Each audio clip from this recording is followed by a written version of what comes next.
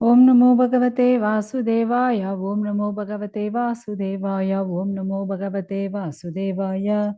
नारायण नमस्कृत्यं नरं चैव नरोत्तमं देवीं सरस्वतीं व्यासं ततो जयमुदीरनश्यप्रायशभद्रश् नित्यं भागवत सेवया भगवती उत्तम श्लोके भक्तिर्वैतुनं शुभं करोति वाचानं भङ्गुं लङ्घयते हिरण्यकृपातमहं वन्दे श्रीगुरुदीनतारिणं परमानन्दमाधवं श्रीचैतन्येश्वर ओम ज्ञानतिमिरान्धस्य ज्ञानगणसलायके चक्षुं मिलितमेन तस्मै श्रीगुरुवे नमः। नमो ओं विष्णुपदे कृष्ण प्रसाद उदय श्रीमती जयपताक स्वामी दिनामि नमो आचार्य नित्यानंद गौरवतम तानकर रामधारिणी नमो ओं विष्णुपदे कृष्ण प्रसाद उदय श्रीमती भक्ति वेदांत स्वामी दिनामि नमस्ते सरस्वती देवे गौरवाणी प्रचारिणे निर्विशेष शून्यवादी वाशाते देशधारिणी जय श्री कृष्ण चैतन्य प्रभु नित्यानंद श्री अद्वैत गदाधर शिवासादि गौरव भक्तवृंद हरे कृष्ण कृष्ण कृष्ण हरे हरे हरे राम राम राम हरे हरे हरे कृष्ण। இன்னைக்கு நம்ம கர்க சம்ஹிதை. ஸோ போன கிளாஸ்ல என்ன பார்த்தோம் அப்படின்னா, அதாவது கிரிகோவர்தன். ஸோ கிரிகோவர்தன் அவரை யாரு? புலஸ்தியர். அவர் தூக்கிட்டு வர்றாரு. ஆக்சுவலா துரோணாச்சல பர்வதத்தினுடைய மகன் தான் யாரு? புலஸ்தியர். So sorry Govardhan. அந்த கோவர்தனை வேணும் அப்படின்னுட்டு புலஸ்தியர் என்ன பண்றாரு? துரோணாச்சல பர்வதத்துக்கிட்ட கேட்டு அவர் எடுத்துட்டு வர்றாரு. ஆனா இருக்கிற ஒரே மகனை கொடுக்கறதுக்கு அவருக்கு விருப்பம் கிடையாது. ஆனாலும் என்ன பண்ண முடியும்? ரிஷி சாபம் கொடுத்துட்டாருன்னா என்ன செய்யறது அப்படின்னு பயந்து, ஸோ துரோணாச்சல பர்வமும் என்ன பண்ணிடுச்சு, சரி ஓகேன்னு சொல்லிடுச்சு. ஏன்னா புலசேர் சொல்றார், நான் காசிக்கு எடுத்துட்டு போவேன், அங்க கங்கை போயிட்டு இருக்கு, விஸ்வநாதர் இருக்காரு, அங்க மலைகளே கிடையாது. ஸோ இது ரொம்ப அழகா இருக்கு. இந்த கோவர்தனம் ரொம்ப அழகா இருக்கு. ஏன்னா கோவர்தனம் 84 ஏன்னா நம்ம கோலோகத்துல இருந்து 84 கோஷம் பகவான் அனுப்பினார் இல்லையா? ஸோ அந்த 84 கோஷத்துல இந்த கோவர்தனமும் ஒண்ணுதான். ஸோ அதனால அவர் ஆக்சுவலா கோவர்தனத்தினுடைய விருப்பம் என்ன அப்படின்னா, அவருக்கு விருந்தாவனத்தில் இருக்கணும்னு தான் விருப்பம்.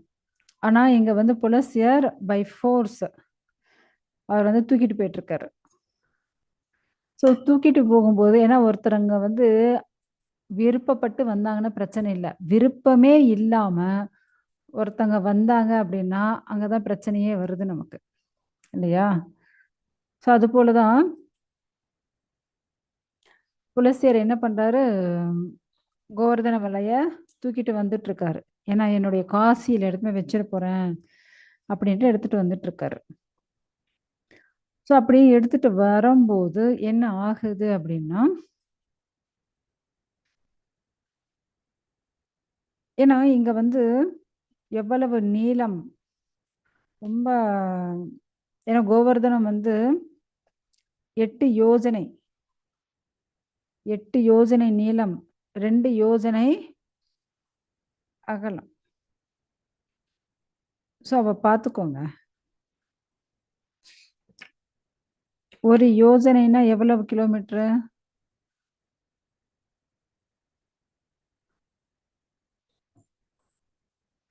ஒரு யோஜனைனா 8 கிலோமீட்டர், சாரி 8 மைல்மா. ஒரு யோஜனை 8 மைல். அப்போ கிலோமீட்டர் கணக்கு போட்டிங்கன்னா 16 கிலோமீட்டர் ஆகும் இல்லையா? ஸோ அது போல இங்க நீளம் 8 யோஜனை.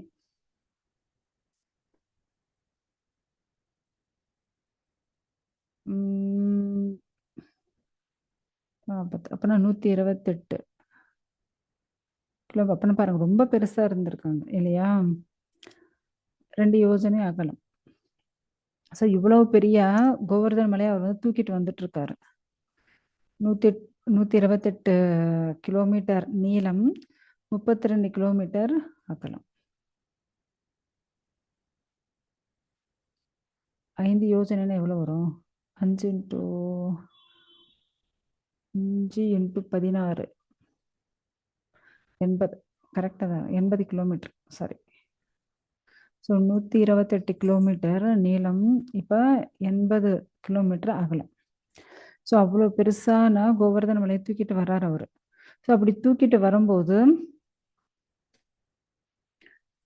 என்ன ஆகுது, ஏன்னா அவர் வந்து காசிக்கு தூக்கிட்டு போகணும் தான் போயிட்டு இருக்காரு அவரு.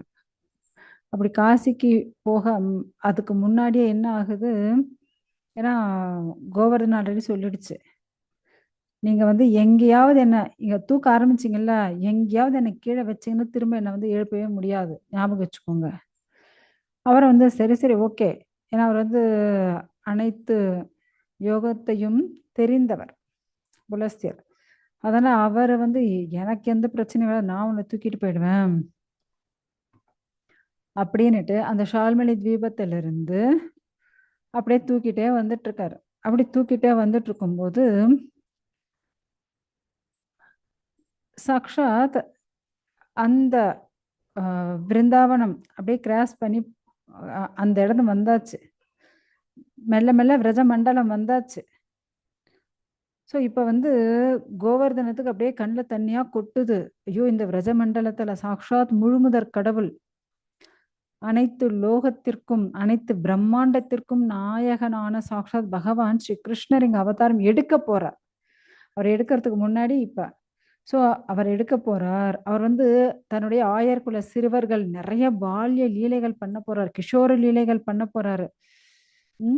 அது போல பகவான் ஸ்ரீ ஹரி நாராயணனுடைய நிறைய லீலைகள் இங்க நடக்க போகுது. அப்படி இருக்கிற இந்த இடத்த விட்டுட்டு நான் போயிட்டேன்னா அப்புறம் என்னால இதெல்லாம் பார்க்கவே முடியாது. அதாவது தான லீலைகள், மான லீலைகள் அப்படின்ட்டு நிறைய வகையான லீலைகள் இருக்கு. ஸோ அந்த லீலைகளை என்னால் பார்க்க முடியாது. இங்க இதோ யமுனா நதி இருக்கு. இந்த விரஜ மண்டலம், ஏன்னா இந்த விரஜ மண்டலம் கோலோகத்திலிருந்து வந்திருக்கு. அதுவும் யாருக்காக, ஸ்ரீ ராதைக்காக வந்திருக்கு.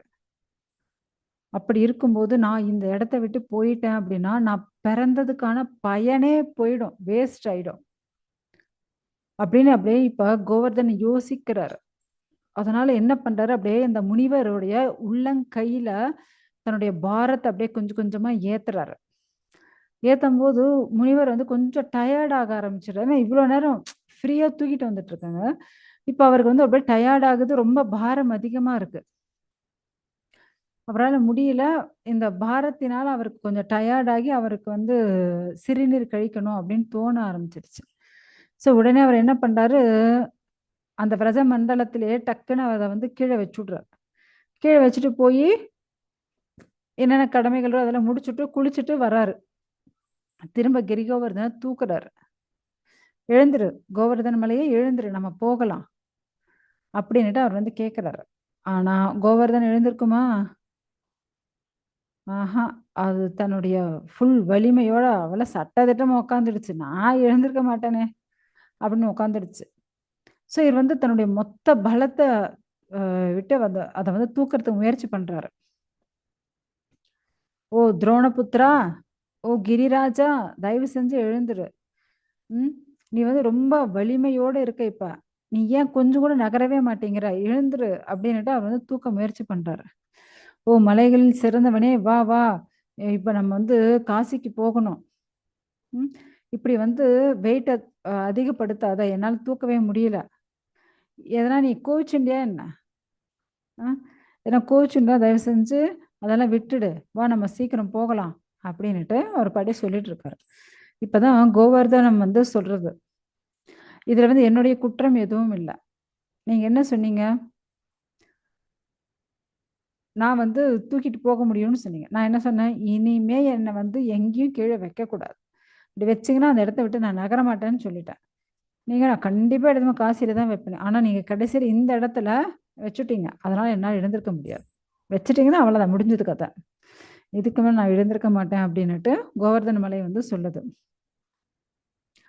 இப்போ அந்த சனந்தரை சொல்லிட்டு இருக்காரு இதெல்லாம்.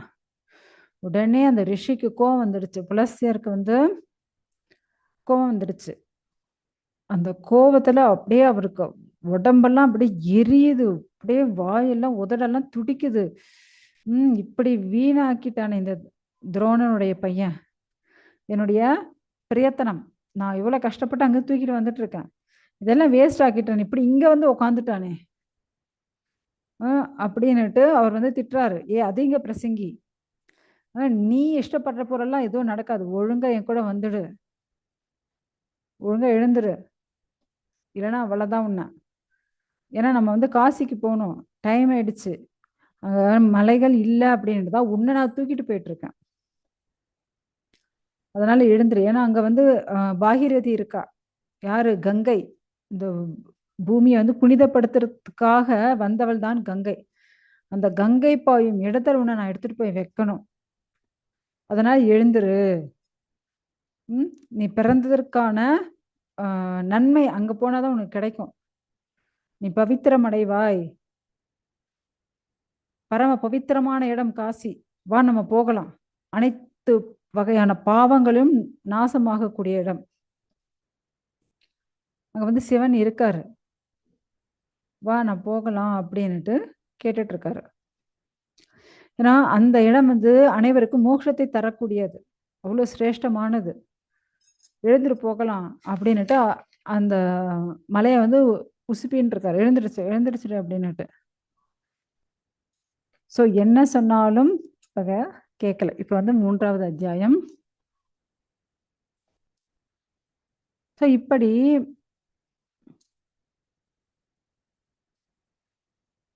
அதாவது இப்ப கோலோகம் இங்க பூலோகத்துக்கு வந்தாச்சு. கோலோகத்துல இருந்து அந்த கோவர்தனம் இங்க பூலோகத்துக்கு வந்தாச்சு. ஸோ அதனுடைய சரித்திரம் தான் பார்த்துட்டு இருக்கோம். ஏன்னா இப்ப அந்த யமுனா நதி, அந்த விரஜ பூமி, அந்த இடத்த விட்டு நான் போக மாட்டேன்னு அடமா உட்காந்தாச்சு. ஏன்னா அங்க சாக்ஷாத் பகவான் வரப்போறார்.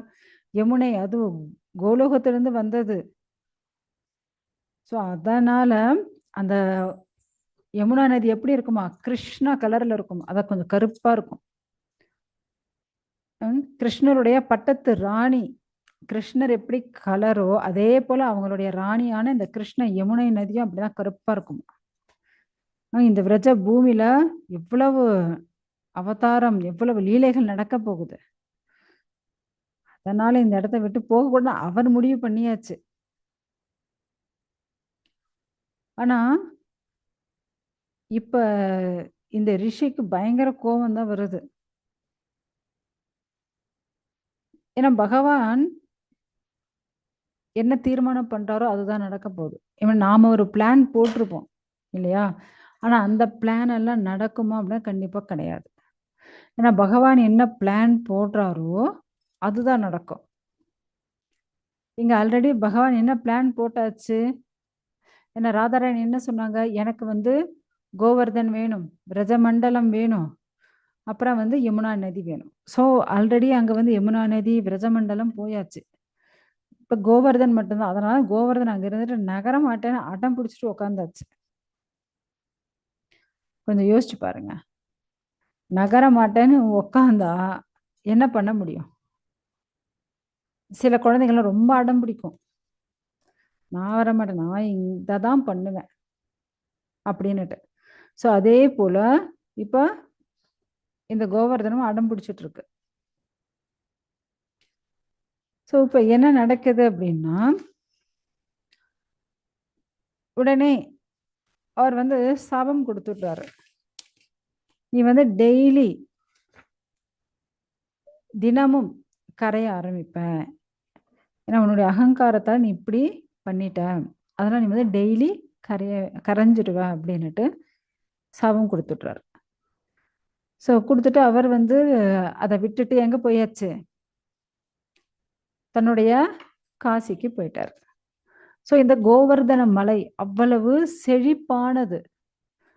இந்த கோவர்தன மலை நீங்க பாத்தீங்க அப்படின்னா, இந்த பாருங்க கோவர்தன மலை. ஏன்னா அந்த காலத்துல அவ்வளவு ஹைட்டா இருந்திருக்கு, அவ்வளவு விஸ்தீரமாக, அவ்வளவு நீளத்தோட 128 கிலோமீட்டர், அகலம் 86 கிலோமீட்டர், அவ்வளவு பெரிய மலையாக இருந்திருக்கு. இப்ப யோசிச்சு பாருங்க, அவ்வளோ பெரிய மலைய கிருஷ்ணா தன்னுடைய இடது கையால, அதுவும் சுண்டு விரலால தூக்கியிருக்காரு. ஏன் அப்படின்னா ஒரு முறை என்ன ஆச்சு, கிருஷ்ணா தூக்கத்துல இருந்து எழுந்துக்கிறாரு. இப்ப வீட்டுல ஏதோ ஒரு ஃபங்க்ஷன் அப்படின்னா வீட்ல நெறைய சொந்தக்காரலாம் கடாமுடான்னுட்டு எல்லாத்தையும் சமையல் கிமையல் பண்ணிட்டு ரொம்ப சத்தத்தோட இருக்கும். கிருஷ்ணன் எழுந்து பார்க்குறார். என்ன நடக்குது? அம்மா என்னவோ பண்ணிட்டு இருக்காங்களே! அப்பா என்னவோ பண்ணிட்டு இருக்காங்க அப்டின்னு பார்க்குறாரு. ஸோ கேட்குறாரு. அம்மா என்ன பண்ணி நான் ரொம்ப பிஸியா இருக்கேன் கண்ணா. என்கிட்ட ஒண்ணும் பேசாத. போய் உங்க அப்பாட்ட கேட்டுக்கோ.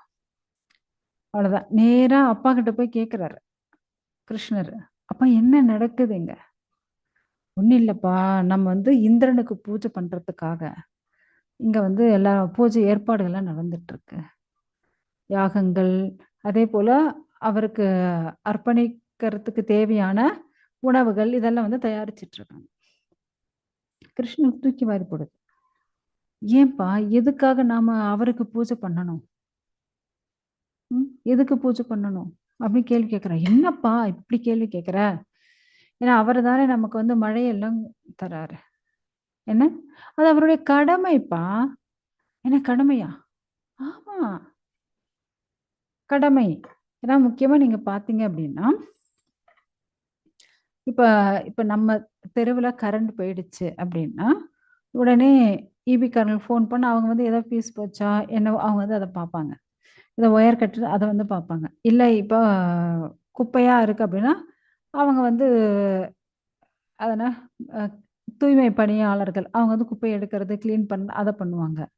ஸோ ரோடெல்லாம் உடைஞ்சு ஸோ அத ரோடு போடுறோம். அவங்க ரோடு போடுவாங்க. இப்படி ஒவ்வொருத்தரும் அவங்கவங்களுடைய கடமை அது. அதற்கான ஊதியம் அவங்களுக்கு தரப்படுறது. இல்லையா? ஸோ அதே போல இந்திரனுடைய கடமை மழை குடுக்குறது. இப்ப இந்திரன் நமக்கு மட்டும் தான் மழை குடுத்துட்டு இருக்கானா? எல்லாருக்கும் தானே மழை குடுக்குறான். ஆமா. இப்ப சமுத்திரத்துலலாம் கூட தான் மழை பெய்யுது. ஆமா. எல்லா இடத்துலயும் மழை பெய்யும்போது, நாம மட்டும் எதுக்கு பூஜை பண்ணணும்? அது அவனுடைய கடமை. அப்படின்னுட்டு கிருஷ்ணர் சொல்றார். ஏன்னா கிருஷ்ணர் சொல்றது நந்த மகாராஜுக்கு சரியா தான் தோணுது. கரெக்ட் தானே? இல்லையா? இப்ப உதாரணத்துக்கு, நீங்க இப்ப உங்க தெருவுல இருக்கக்கூடிய ஏதோ ஒரு பிரச்சனைக்கு யாரையோ கூப்பிடுறீங்கன்னு வச்சுக்கோங்க. ஸோ அவங்க பண்ணிட்டு ஏதோ நீங்க குடுக்குற காச வாங்கிட்டு போயிட்டே இருப்பாங்க. நீங்க என்ன அவருக்கு உட்கார வச்சு பூஜை புனஸ்காரமா பண்ணிட்டு இருக்கீங்க? ஹரே கிருஷ்ண மாதாஜி. தந்தையே இது அவனுடைய கடமை. அவங்கவங்க கடமைய அவங்க செஞ்சு தான் ஆகணும். நீங்க எதுக்கு அதுக்காக அவங்களுக்கு பூஜை பண்ணணும்? ஸோ அப்படி சொல்லும்போது கிருஷ்ணருடைய பேச்சுல அப்படியே மயங்கி போறாரு. எனக்கு கிருஷ்ணா பேசுனா எனக்கு கிருஷ்ணாவே வசீகரம். கிருஷ்ணான்ற பேருக்கு என்ன அர்த்தம்? வசீகரம். ஸோ அப்படி இருக்கும்போது கிருஷ்ணர் பேசின பேச்சுக்கு அவங்க அப்பா ரொம்ப ஆமா, ஆமா, ஆமா, ஆமா. கிருஷ்ணா என்ன சொல்ல ஆமா, ஆமா, ஆமா, ஆமா. கரெக்ட் தான், கரெக்ட் தான். அப்படின்னு சொல்லிடுவாரு. ஸோ அதனால அவர் இல்ல கிருஷ்ணா சொன்னது தான் கரெக்ட். சரிப்பா, இப்ப நெறைய படையல் எல்லாம் கும்பிடுறதுக்காக நெறைய சமையல் பண்ணியாச்சு. இப்ப என்ன பண்றது இத? அப்ப நம்ம கிரிகோவர்தனுக்கு படைக்கலாம். ஏன்னா கிரிகோவர்தன் அவ்வளவு பெரிய மலை. நமக்கு நெறைய அருவிகள், தண்ணீர் கிடைக்குது. பழங்கள், காய்கறிகள், அதேபோல நம்மளுடைய மாடுக்கு தேவையான தீவனங்கள், புல்லு. ஏன்னா இப்ப நம்ம இந்த மாடுகள் ஏன்னா இவங்க ஒரு வீட்லயே 9,00,000 பசுக்கள் இருக்கு. அதுபோல ஒவ்வொருத்தர் வீட்லயும் எத்தனையோ லட்சம் பசுக்கள் இருக்கு. ஸோ இத்தன பசுக்களும் போய் அங்க சாப்பிட்டுட்டு அங்க இருக்கக்கூடிய புல்லு மேய்ஞ்சுட்டு வந்துடுச்சு அப்படின்னா, மறுநாள் போனா திரும்ப அதுக்காட்டி கடகடன்னு வளர்ந்துட்டு இருக்குமாம். ஏன்னா நார்மலா ஒரு புல்லு கட் பண்ணிட்டோம் அப்படின்னா, அது வளர்றதுக்கு அட்லீஸ்ட் ஒரு 10 நாள்னா ஆகும். ஆனா மறுநாள் இந்த பசுக்கள் ஈவினிங் போயிட்டு திரும்ப மார்னிங் வர்றதுக்குள்ள திரும்ப வளர்ந்துட்டு இருக்கும். பாருங்க அவ்வளோ செழிப்பான இடம் எது அந்த கோவர்தன மலை. ஸோ அதனால இந்த கோவர்தன மலைக்கு நாம பூஜை பண்ணலாம் அப்படின்னுட்டு கிருஷ்ணர் சொல்றாரு. அவ்வளவுதான் அந்த மகாராஜ் எப்பவுமே அவங்க பையன் என்ன சொல்றாரோ எல்லாருக்கும் ஆமா ஆமா சரி சரி சரி கரெக்ட் கரெக்ட் கரெக்ட் சரின்ட்டு அந்த கோவர்தன் மலைக்கு அவங்க என்ன பண்றாங்க? பூஜை பண்றாங்க. அப்படி பூஜை பண்ணும்போது ஸோ எல்லாம் அந்த கோவர்தன் மலை பக்கத்துல வந்தாச்சு. அப்படியே அந்த கோவர்தன மலையில அப்படியே அழகான கண்கள், அழகான மூக்கு, வாய் எல்லாம் வந்துடுது. ஸோ இவங்க என்ன பண்றாங்க, அந்த படையெல்லாம் அங்க போடுறாங்க. அர்ப்பணம் பண்றாங்க. ம். அந்த கிரிகோவர்தன் பாறை ஷாலிகிராம் இருக்கு இல்லையா? ஸோ அதுக்கு வந்து அபிஷேகம் எல்லாம் பண்றாங்க. அவர் ரொம்ப குஷி ஆயிட்டாரு. ஸோ நான் வந்து ரொம்ப சந்தோஷப்படுறேன் அப்படின்னுட்டு இவங்க எடுத்துட்டு போய் வச்ச அனைத்து உணவுகளையும் அவர் வந்து சாப்பிட்டுறாரு. ஸோ கிருஷ்ணா வந்து சொல்றாரு, என்ன அவரை சாப்பிட்றது எல்லாம் பார்க்குறீங்க, பகவானுக்கு அர்ப்பணம் பண்ணும்போது இப்படி பார்க்கக்கூடாது, எல்லாம் கண்ணை மூடுங்க. ஸோ எல்லாத்தையும் அவர் என்ன பண்றாரு, அப்படியே சாப்பிடுறாரு. எல்லாரும் ஆச்சரியமா பார்க்குறாங்க. ஏன்னா அந்த கண்கள் பார்க்குறது அப்படியே கிருஷ்ணரை போலயே இருக்கான். அந்த வாய்ஸ் அப்படியே கிருஷ்ணருடைய வாய்ஸ் போலயே இருக்கு. அந்த முகம் பார்க்கறதே கிருஷ்ணர் போலயே இருக்கான். அந்த கிருஷ்ணருடைய நண்பர்கள் சொல்றாங்களே, "ஏய் இது நம்ம கிருஷ்ணர் மாரியே இல்ல" அப்படின்னுட்டு. ஸோ அந்த கோவர்தன மலையா இருந்து பகவான் தான் என்ன பண்றாரு, இவங்க படைத்த அனைத்தையும் ஸ்ரீகாரம் பண்றாரு. அப்படி ஸ்ரீகாரம் பண்ணதுக்கப்புறம், ஸோ நீங்க குடுத்த விஷயத்துல எனக்கு ரொம்ப திருப்தி. உங்களுடைய பூஜையில நான் ரொம்ப மகிழ்ந்தேன் அப்படின்ட்டு சொல்றாரு. அப்ப கிருஷ்ணா வந்து சொல்லிட்டு இருக்காரு, பாருங்க இத்தனை வருஷம் நீங்க வந்து யாருக்கு பூஜை பண்ணீங்க? இந்திரனுக்கு பூஜை பண்ணீங்க. இந்திரன் ஒரு முறையாவது இப்படி வந்து சாப்பிட்டுருக்கானா? உங்களுக்கு தரிசனம் குடுத்துருக்கானா? உங்கள ஆசீர்வாதம் பண்ணானா? கிடையாது. பாருங்க கிரிகோவர்தன் எவ்வளவு அழகா தரிசனம் குடுத்தார், ஆசீர்வாதம்லாம் பண்றாரு. அப்படிங்கும்போது எல்லாருக்கும் ரொம்ப சந்தோஷம். ஓகே, இப்ப எல்லாரும் கண்ண மூடுங்க அப்படின்னுட்டு கண்ண மூடுனதுக்கப்புறம் அந்த கோவர்தன மலை அந்த கண்ணு, மூக்கு, வாய்ன்னு இருக்கு அதெல்லாம் அப்படியே மறைஞ்சு போகுது. திரும்ப இவங்க படைச்ச அந்த பெரிய பெரிய அண்டா, பெரிய பெரிய பாத்திரத்துல என்னென்ன ஏன்னா நெறைய பால் ஐட்டம்ஸ் ரசகுல்லா, ரசமலாயி, பால்கோவா, எல்லா உணவு items. So all variety of food ஒரு 108 ஐட்டம்ஸ்க்கு மேல அவங்க வந்து சமையல் பண்ணி வச்சிருக்காங்க. அவ்வளோ பெரிய பாத்திரத்துல. இப்ப எல்லாம் என்ன ஆயிடுச்சு? திரும்பவும் அப்படியே வந்துடுச்சு. ஸோ அத மகா பிரசாதமா எல்லாரும் சாப்பிட்டுட்டு, ரொம்ப சந்தோஷமாக ஆடி, பாடி, கீர்த்தனை பண்ணிட்டு எல்லாரும் அப்படியே போறாங்க. அவ்வளதான். இந்த நியூஸ் யாருக்கு தெரிஞ்சது? இந்திரனுக்கு தெரிஞ்சு போச்சு. "ஓ இந்திரா! நீ என்னடான்னா இங்க இப்படி அப்சரஸ்கள் டான்ஸ் ஆடுறத பார்த்துட்டு இருக்க. ஆனா உனக்கு செய்ய வேண்டிய பூஜைய அங்க ஒரு சின்ன பையன் தடுத்து நிறுத்தியாச்சு. உனக்கான பூஜைய அவங்க பண்ணவே இல்ல. இதெல்லாம் தெரியாம நீ பாட்டுக்கு ஜாலியா இருக்க. என்ன எனக்கான பூஜைய நிறுத்திட்டாங்களா? அப்படின்னுட்டு இந்திரனுக்கு கோவம் வந்துடுச்சு. உடனே அந்த அதாவது இந்த பிரளய காலத்துல வரக்கூடிய அந்த மழை, சமந்தக மழை, அந்த மழைய கூப்பிட்டாச்சு. ஸோ அந்த மழை அங்க வந்து கொட்டு கொட்டுன்னு கொட்டுது. ஸோ ஒரு ஒரு மழை துளியும் ஒரு தூண் அளவுக்கு அவ்வளவு டன் கணக்குல இருக்கு. ஸோ ஒரு அ ஒரு 2, 3 நிமிஷத்துல அவ்ளோ தண்ணி வந்துடுது. ஸோ எல்லாரும் கிருஷ்ணா நீ சொல்லவே தானே நாங்க வந்து இந்திரனுக்கு பூஜை பண்ணாம இந்த கோவர்தனுக்கு பூஜை பண்ணோம். ஆனா இப்ப என்ன ஆயிடுச்சு? ஃபுல் அண்ட் ஃபுல் தண்ணி ஆயிடுச்சு. வீடுகள் எல்லாம் அப்படியே அடிச்சிட்டு போகுது. ஏன்னா ஒவ்வொரு மழை துளியும் ஒவ்வொரு பில்லர் போல இருக்கு. உடனே கிருஷ்ணன் சொல்றாரு, ஓகே நம்ம வந்து யார வணங்கணுமோ அவர்கிட்டயே சரணடையலாம். அப்படின்னுட்டு எல்லாரும் கோவர்தன மலைக்கிட்ட வராங்க. கிருஷ்ணா என்ன பண்றாரு? அப்படியே அந்த கோவர்தன மலைய தன்னோட இடது கையால், அதுவும் சுண்டை விரலால் அப்படியே கிருஷ்ணா வந்து தூக்குறாரு. தூக்குன உடனே அவ்வளவுதான். எல்லா விருந்தாவன வாசிகள், மாடுகள் எல்லாம் அந்த மலைக்கு கீழ வந்தாச்சு. மழை பயங்கரமா கொட்டு கொட்டுன்னு கொட்டுது. ஸோ அந்த 7 நாள், 7 பகல், 7 இரவுகள் அப்படியே கிருஷ்ணர் வந்து தூக்கி வச்சுட்டு இருக்காரு. ஸோ யாருக்குமே பசிக்கல, யாருக்குமே ரெஸ்ட் எடுக்கணும்னு தோணல. எல்லாம் ரொம்ப சந்தோஷமா ஆடி, பாடி, கீர்த்தனை பண்ணிக்கிட்டு ரொம்ப சந்தோஷமா என்ஜாய் பண்ணிட்டு இருக்காங்க. ஸோ இத பார்க்குறான் இந்திரன். ஐயையோ! என்னடா இது? நாம ஏதோ தவறு செஞ்சுட்டோம் போல இருக்கே! அப்படின்னு இப்பதான் தோணுது.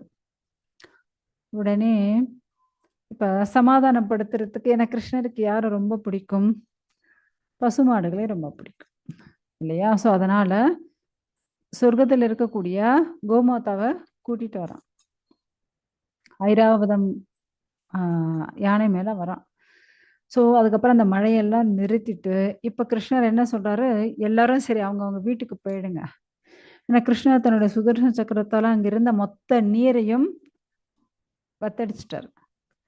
இப்போ நீங்கள் வந்து உங்களுடைய அவங்க வீட்டுக்கு போங்க, நான் வரேன், எனக்கு கொஞ்சம் வேலை இருக்குது. ஏன்னா பகவானுக்கு தெரியும், பகவான் பரமாத்மா தானே. நீங்கள் வந்து இந்திரன் வெயிட் பண்ணிட்டு இருக்கான் என்கிட்ட மன்னிப்பு கேட்கறதுக்கு அப்படின்னுட்டு எல்லாரையும் அனுப்புனதுக்கப்புறம் கிருஷ்ணர் என்ன பண்ணுறாரு, அந்த கோவர்தன மலையை கீழே இறக்கிடுறார். இறக்கி வச்சதுக்கப்புறம் அப்போ அந்த கோமாதா வந்து சொல்கிறது, சுவாமி மன்னிச்சிருங்க, இந்த இந்திரன் ஒரு முட்டாள், அவன் வந்து ஏதோ தெரியாமல் தவறு செஞ்சுட்டான், அவனை வந்து மன்னிச்சிருங்க, மன்னிச்சு அவனுடைய மன்னிப்பை கொஞ்சம் ஏற்றுக்கோங்க, அவனை தண்டிச்சிடாதீங்க அப்படின்னுட்டு சொல்கிறது. அதுக்கப்புறம் அந்த கோமாதாவுடைய பாலை எடுத்து அவங்க வந்து அபிஷேகம் பண்ணுறது, யார் அந்த ஐராவத யானையெல்லாம் அபிஷேகம் பண்ணுது. ஸோ அதுதான் அங்கே இருக்கக்கூடிய கோவிந்த் குண்ட். அந்த கோவர்தன் மலை பக்கத்திலே இந்த கோவிந்த் குண்ட் நிறைய நீர், நிறைய குளங்கள் இருக்கு அங்கே கோவிந்த் குண்ட். ஸோ அதுதான். அதுக்கப்புறம் கிருஷ்ணரும் அவனை மன்னிச்சதுக்கப்புறம் இந்திரன் வந்து தன்னுடைய லோகத்துக்கு போயாச்சு. ஸோ அவ்வளவு சிரேஷ்டமானது எது அப்படின்னா இந்த கோவர்தன மலை. ஸோ அவ்வளோ அற்புதமான ஸ்ரீ கிருஷ்ணருடைய கையால 7 நாள் தூக்கி வச்சிட்டு இருந்தது, ஒரு கொடைய போல. எப்படி ஒரு கொடையை நம்ம பிடிச்சிட்டு இருப்போமோ அது போல இந்த மலையை பகவான் வந்து என்ன பண்ணிட்டு இருந்தாராம், தூக்கி பிடிச்சிட்டு இருந்தார். ஓகேங்களா? ஸோ இதோட நமக்கு இந்த 2வது அத்தியாயம் முடியுது. ஸோ அடுத்த கிளாஸ்ல நம்ம வந்து 3வது அத்தியாயம் பார்க்கலாம். ஏதாவது சந்தேகம் இருந்தால் கேட்கலாம்.